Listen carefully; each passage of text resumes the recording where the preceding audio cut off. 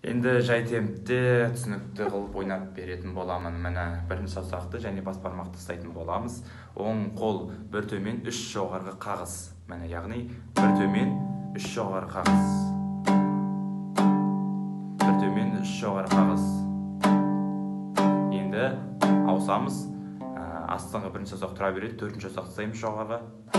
Енді үшінші саусақ бас бармақ.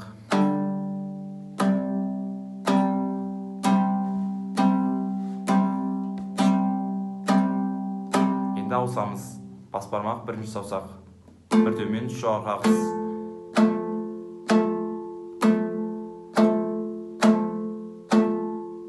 Ауысамыз. Төртінші саусақ, үшінші саусақ. Бір.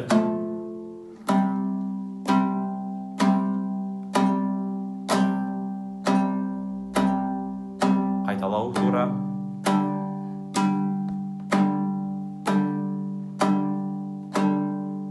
Қайталау.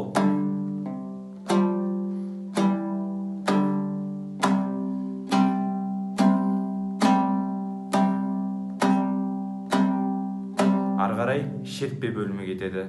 Бір төмен, үш жоғары қағыс тор. Екінші саусақ, қайтадан екіге жылжимыз. Жоғарғы шек. Тартып қаламыз. Бірінші саусақ. Төрт.